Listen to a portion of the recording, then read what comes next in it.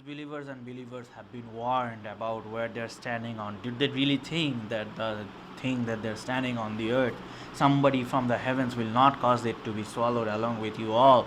Oh, maybe you found some protection from the earth. Fine. You're ignorant that you think the earth will not swallow you up. Fine.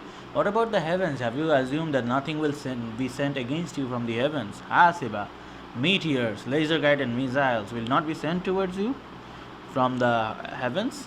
Oh, if I do that, maybe then you will understand what the warning was, huh? And the warning could be from a messenger. It could be again as from something I read, I came across in the newspaper. It could be something from my friends and my family. There are many ways a warning can come, but maybe you will understand then. Oh, you think you're really special? That you like, I am disobedient and I'm so special. The Quran talks about me. Not really. The Quran spoke about there were people who denied before you and they were taken care of. Now Allah says, فَكَيْفَ كَانَ نَكِيرٌ. Allah doesn't say they were destroyed. He says how nakir it was, how the nakir was, how the scheme was. Believers at this point, he's talking about those destroyed nation, isn't he? Yeah. And disbelievers, some of them may know and some of them may not know. Either way, they're taken care of. Those people, you're not the only one. There were people before and they were taken care of. So now there are other things coming, but completely in a different way. So Bismillahir Rahmanir Rahim. Alhamdulillahi Rabbil Alameen. Wa salatu wa salam ala Rasulillah wa ala ashrafil anbiya wal mursaleen wa ala alihi wa sahbihi ajma'in. Thumma amma ba'd. Fa'udhu billahi minash shaitanir rajim. Awalam yarau ila at-tayri fawqahum saffati wa yaqbin ma yumsikuhunna illa Rahman.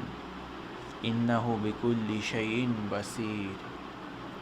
Amman hazal ladhi huwa jundun lakum yansurukum min dunir Rahman. Inil kafiruna illa fi gurur.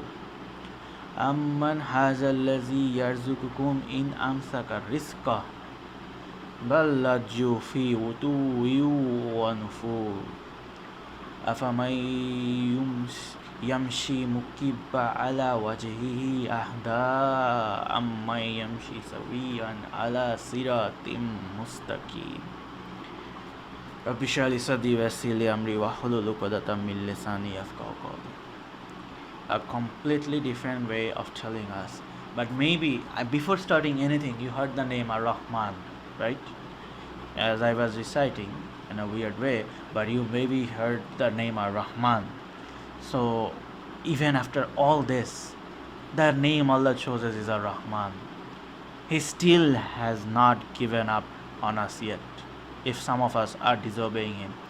So have you not, don't they see, don't they look, ila toiri, at the birds, fawqahum, above them. Look, we don't usually look something below us. Usually we don't. But it's something like, hey, look, something up. Even if it's nothing, when something is up, it gets extra attention. So the thing that is supposed to get extra attention are the birds. And we do look at birds. But Allah is telling us to look at the birds again. Don't they look at the birds?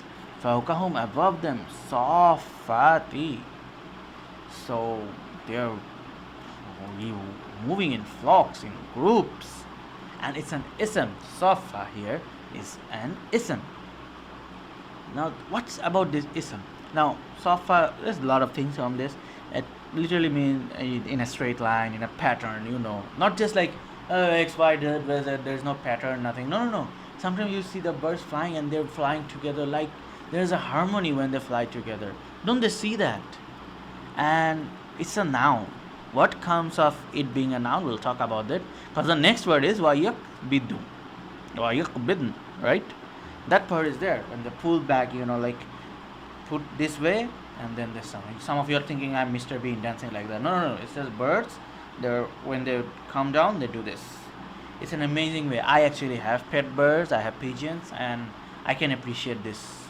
Like really, the balance and the way they just come down. It's something overwhelming. What is special in a bird flying down? It is special. Especially when you see a little baby who never know how to fly, never flied, but he makes the perfect balances with his wings or her wings and the perfect landings. in a perfect place from high above really can be appreciated. So the way they do this now, does a bird stay in the ground all the time? As for I'll tell you about pigeons, the whole morning they would stay outside, flying or somewhere above. And maybe when they're hungry and they are thirsty, they will come, they will eat, they will drink, and then assalamu alaikum, they go again. Fi sabilillah, they leave, and maybe they do subhanallah, they praise Allah, because Allah does say subhanallahi ma fi samawati wal ard. So safa, in the patterns, in the groups, they do really try to stay in groups most of the time. So it's a noun. So there's more permanence there. We spoke about nouns and verbs. A verb is temporary, and when you are saying a verb, you are focusing on the task. It's an action, and so Allah puts yaqbin in a verb form, and I can appreciate this. The way they land, something, especially the little kids. Maybe some of you are like, what is he talking about? It's really something you can appreciate. And it doesn't happen all the time, so it's a verb. Not only does it tell you that, okay, this is temporary, it doesn't happen all the time, but also the action is emphasized on. So Allah is telling us to appreciate the patterns of birds flying together, their friendship, because literally I don't understand how these pigeons, when they're flying, they're like so friendly, and people are like, mashallah, your pigeons are so nice. What they don't know is when they will come back home, they're gonna fight each other and rip each other off. Don't you dare come to my property. And they're gonna kill her. I have to literally go and calm down, homie. Just stay, you stay in this cage. They fight every day, like intense. They're just like, let me pick you. No, man, those fights are intense. But when they're flying, you see, oh, nice, friendship. But I know what's going on, what will go on just after when they land. So, human beings, don't they know these things? Like, I'm sorry that I told you so many things about birds. Some of you are like, I have no idea what he's talking about. But I did give you ideas. So the point is, Allah is focusing on the birds that we see every day. And his point is, whatever they do, ma yumsikuhunna illa rahman. You think, Allah is telling me, you think the amazing fights your pigeons do, amazing food eating, tricks that they play on you, the way they fly in the sky, the way they recognize from country to country, do you really think they're doing this on their own? Nobody holds them except Ar-Rahman. Innahu bikulli shayin basir. What I really find fascinating is the mention of Innahu bikulli shayin basir. He is all watcher over everything. What does this have to do in this area? Allah was not saying anything about people's deeds. Usually this comes when there's talk about what people are doing, what they're doing in the unseen. So whenever people are doing something, Allah mentions Al-Basir or Basir. These things come. Why here? And He is over everything. He has vision over everything.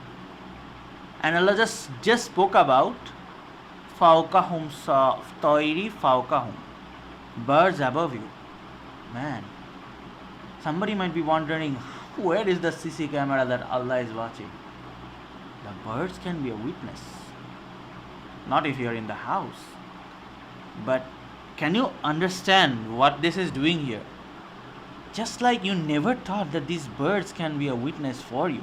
Like Allah kulli shayin basir, over everything, watcher. Yeah, eagle. He has view on this whole area. And he can actually identify a rat, a snake from that height. You might be thinking, he's up there, he doesn't know. He's gonna get a rat from that height. And if that's the power of his vision, what's the guarantee that we are not under his watch as well? And that's a worldly view. We don't know what is going on. Like Allah didn't say that He uses the bird for basir. I'm telling you this. What is this phrase doing here? In the same ayah. It's not even that this is a separate ayah. We appreciate that we don't even know how we are being monitored. Even if it's as if the birds can just be a witness. Forget everything. That's there. So again, Allah was speaking about. So there were warnings, and Allah talk about the warning that no one will do something and all these things. So now, if I did reflect on this verse, what am I supposed to get? First thing I'm supposed to get is extremely Ar-Rahman, gracious someone is letting this. The same Ar-Rahman who in whose creation we don't find any futur, that Ar-Rahman is the one who is letting this bird. So heavens, a little below stars, a little below now birds, and little below earth, and the birds are above earth. Birds are above earth, below the sama, balance there. Even that is something Allah has hold on. So it's a complete dimension. And this same Ar-Rahman, mentioning again Ar-Rahman, over everything he is Basir. So this ayah doesn't give anything about warning or something. He just tells us about the birds. Don't just look at this. Just for you, just so you know that this bird that maybe you are appreciating or you don't appreciate, Ar-Rahman is the one holding them. And I tried to make you appreciate this. Then Allah says, Aman hazal lazi huwa jundun lakum. Did you really think that these are the, like, I'll give you the literal translation. Who is he besides the most beneficent, of course, the most gracious, Ar-Rahman? Who is he besides the Ar-Rahman that can be an army to you? Huwa jundun lakum, army. Like jundun, literally an army for you, to help you. Yansurukum min duni Rahman, besides Ar-Rahman. Only Ar-Rahman can help you. Inil kafiruna illa fi ghurur. Oh boy, the kafirs, they are in a really big confusion. There is really big confusion. They think that, okay, fine, no akhirah. Then they don't realize that the earth they're standing on and the sama they are below, those are under Ar-Rahman's control. And now then they think that, okay, these birds, or maybe there are birds above them which can take care of them. By the way, when the people of Makkah are hearing afara awalam yarau ila toiri fawqahum safati, when people of Makkah are being told birds above them, what are they reminded of? Yeah, al-fil. Alam tara kayfa fa'ala rabbuka bi ashabil fil. Oh my God, this is getting serious. Who would have expected that the Kaaba will be protected by the birds? Do you realize? Innahu bikulli shay'in basir. How serious this is now? Now, if you don't know the context, if you don't know the history of Makkah, this is like birds above us. What? The Quraysh are. Hold on a second. I think I need a second over here. Birds again? Oh no, not us. Like, we are Ahlal Quraysh. That was Abraha. He was trying to do something against the Kaaba, and we are actually protector of them. Oh really? Who did this against them? Did you really think that won't happen against you? So this, just mention of this as having a completely different effect on the people of Quraysh. So, and a sarcasm of that is the next ayah. So really think, who is the army who can help you besides Ar-Rahman? The fact that you're still not destroyed, despite of everything that you did to Rasulullah sallallahu alaihi wasallam and his Sahabi and the companions, it's because who is there to help you except Ar-Rahman? Oh, people, disbelieving people, you really are in a great confusion. You thought you're protecting from the earth, it can swallow you. You thought there will be nothing from above, that can happen. Okay, you thought, okay, fine, forget earth and the sama, I'll just stay in a hill. And you see birds every day, and you thought that those birds won't do anything to you. You are in great confusion, Ahl al-Kuffar. What's wrong with you? That's literally the way. Inil kafiruna illa fi ghurur. They're in absolute confusion. Now the kafir was focused. Right? So we are going back to the context of the kafir. But I want to say that this is not like some ayats that Muslims just ignore. This is for the kuffar. We can become kafir any second. Literally, I'm serious. Like, if we don't pray, that's a signal of kuffar, disbelief. So not to be taken lightly. So then Allah says, Amman hazal ladhi yarzuqukum in amsaka rizqa bal lajju fi utuwwin wa nufur. So and who is that he can provide you if he should without his provision? Again and again, rizqa who, if you read it. So who is there who will provide you if he doesn't, literally speaking? So you thought first, look how helpless they are. The heavens gone, the earth gone, the birds gone. Now the risk that you get, a normal risk that you get, is there anybody who will provide you except if it's Ar-Rahman? Sorry, except if the one who provides his risk. If the risk is somebody else's, then he's the one providing. And if he stops providing, is there anybody who will provide you? And some of you come and say, don't worry, I have a collection of this summer vacation. It's all good. That's his risk too. And they may just disappear. And if they do disappear and he stops providing, is there anybody who will provide for you? No. At this point, when everything you had is lost, you are supposed to say, Ashhadu an la ilaha illallah, but you don't. You know why? They are just denying and trying to be laju. They're trying to continue their pride and their try to they try to flee, they try to escape from the truth. So the point is that at this point, the point where Allah found everything, that this kafirun, they're in gurur, they're in confusion, illusion, they're completely in an illusion. They think they have everything, but they actually have nothing. They think that the earth is safe, that's gone. They thought that the sama is safe, that's gone. The earth, the birds, the sea, among the very few things that they see on a desert, that's also gone. By the way, not for them only, for us also. The birds are gone, all this thing. And now I'm talking about your risk. Even if that is gone, is there anybody who will provide you? So this point, you are just done.